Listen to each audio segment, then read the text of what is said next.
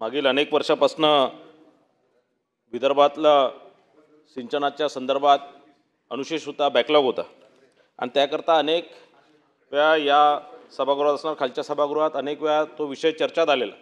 2014 मध्ये या महाराष्ट्रामध्ये ज्यावेळेस माननीय देवेंद्रजी फडणवीस मुख्यमंत्री झाले आणि गिरीश भाऊ मला वाटतं 2014 पासूनच या विभागाचे मंत्री झाले, त्यावेळेसपासून विशेषतः विदर्भासाठी आणि विदर्भाचा सिंचन अनुशेष दूर करण्याकरता अनेक प्रकल्प मंजूर करण्यात आले। त्यात एक प्रकल्प म्हणजे निम्मे पेनगंगा आणि निम्मे पेनगंगा प्रकल्प हा राष्ट्रीय प्रकल्प आवश्यक ज्या राष्ट्रीय प्रकल्पाकरता जे आवश्यक 3 बाबी आहेत त्यापैकी 2 अटी ते पूर्तता करतात।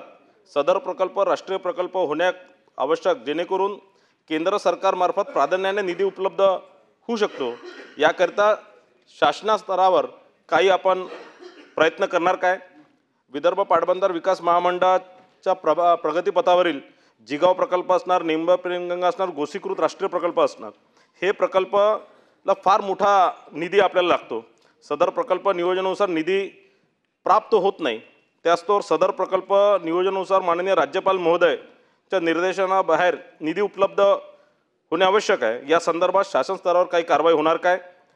वेनगंगा नळगंगा नदीजोड प्रकल्प याची सुधारित किंमत 1 लाख कोटी नाही तर 1,30,227.244 कोटी आहे आणि महामंडळास दरवर्षी प्राप्त होणाऱ्या निधीतून सदर प्रकल्प नियोजनानुसार पूर्ण करणे अशक्य आहे। हा प्रकल्प इतका 1,30,000 कोटीचा आहे आणि मला असं वाटत नाही की महामंडळात तितकी निधी आहे आणि या संदर्भात जर एशियन डेव्हलपमेंट बँक असणार, जैकाचं लोन असणार, हे सगळे घेतल्याशिवाय हे प्रकल्प वेळेवर पूर्ण होऊ शकणार नाही आणि विदर्भातील जो अनुशेष असलेला भाग आहे, जो दुष्काळी भाग आहे, त्याला सिंचनाची सोय उपलब्ध होऊ शकणार नाही। म्हणून या संदर्भातले आवश्यक आपल्याला लोन आवश्यक असलेल्या याच्यातनं आपण लोन घेणार काय?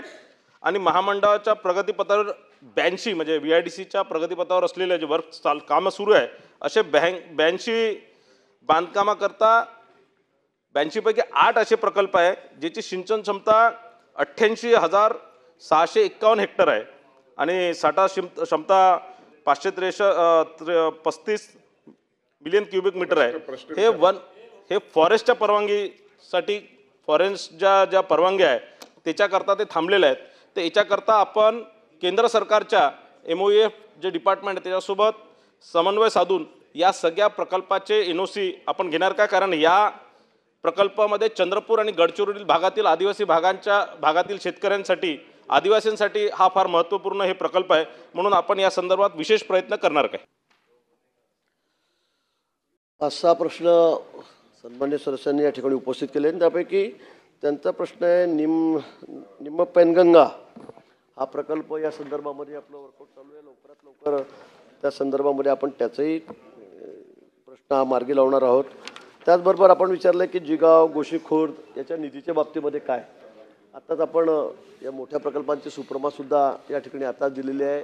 20,000 कोटीच्या वर त्याची आता किंमत झालेली आताच आपण या ठिकाणी सांगितलेलं आहे आणि म्हणून मला असं वाटतं की निधीचा या ठिकाणी कुठलाही प्रश्न नाही। निधीच्या बाबतीमध्ये आपण कुठे कमी पडणार नाही। निधी आपल्याकडे आहे, सुप्रमय आता झालेली आहे, ज्याची आवश्यक या ठिकाणी देऊ ना आपण। निम्म पैनगंगाच्या बाबतीमध्ये मुख्यमंत्र्यांच्या वारूममध्ये हा प्रकल्प या ठिकाणी आहे। अतिशय वेगाने आपण या बाबतीमध्ये वेळोवेळी आढावा घेऊन हा लवकर मार्गी लावण्याच्या याच्यामध्ये स्थितीमध्ये आहोत।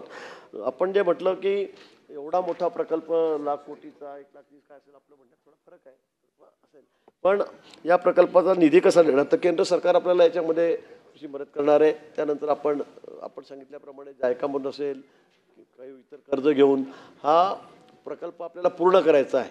मला वाटतं की आता अजून सर्वे चाललेला आहे, अन्वेषण चाललेलं आहे या संदर्भामध्ये आणि 27 मध्ये मार्चपर्यंत हा पूर्ण व्हावा, म्हणजे अजून त्याला 7-8 महिने लागतील आणि हा पूर्ण झाला की नंतर मग आपण याला या ठिकाणी SLTSAकडे सगळं DPR तयार होईल, SLTSAकडे नेऊन लवकरात लवकर याचं टेंडर काढलं जाईल।